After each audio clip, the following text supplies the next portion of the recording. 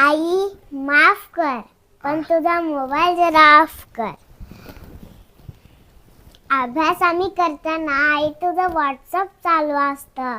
रोज नवा स्टेटस तुझ्या मोबाईलवरती दिसतं. जेवण करताना बाबाचं फेसबुक चालू असतं आणि कमेंट करता करता बाबांचा पोटही भरलेला असतं. अहो बाबा जिज्ञासू वय बाबा आमचं. प्रत्येक गोष्ट जाणून घेणं हेच काम आमचं. मग दिवसभर जे तुमच्या हातात दिसतं तेच आमच्या डोक्यात बसतं. लेकरू रडलं की त्याच्या हातात मोबाईल देता तेही लगेच शांत बसतं. नवं जग त्याला त्याच्यामध्ये दिसतं. ते यंत्र गाजतं, वाजतं, खेळवतं, हसवतं, नाचवतं आणि कवळ्या वयात नको नको ते दृश्य दाखवतं. आणि ते दृश्य बघून आम्ही आनंदी होतो. आई वडील झोपले की त्यांचा गुपचूप मोबाईल घेतो.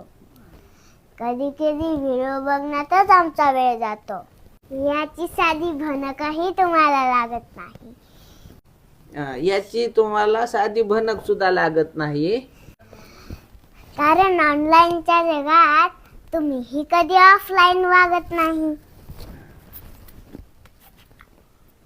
अहो चिखलाचे गोळे आम्ही, आकार तुम्ही देणारे.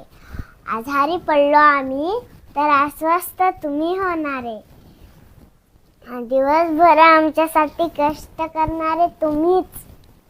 पण आज तुमच्या आणि आमच्यामध्ये एक दरी पडली आहे. मोबाईल नावाची व्याधी इथं सगळ्यांनाच जडली आहे. पण लवकरच या व्याधीचा उपाय शोधला पाहिजे. आणि रडणाऱ्या लेकरांच्या हातात आजी आजोबांचा हात दिला पाहिजे. मोबाईल नाही, मोबाईल करण्याआधी त्याला रामकृष्ण कळायला पाहिजे. आई वडिलांचं स्वप्न पूर्ण करणारा माझा शिवबा कळायला पाहिजे. आणि स्वराज्य टिकवण्यासाठी शरीराचे तुकडे तुकडे होत असताना असंही यातना सहन करणारा माझा शंभू राजा कळायला पाहिजे. माझा शंभू राजा कळायला पाहिजे.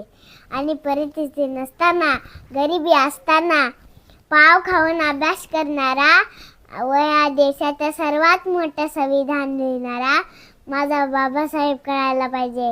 माझा बाबासाहेब कळायला पाहिजे. आई मोबाईल करण्याआधी त्याला रामकृष्ण कळायला पाहिजे. मोबाईल करण्याआधी त्याला रामकृष्ण कळायला पाहिजे. म्हणून म्हणते आई माफ कर, पण तुझा मोबाईल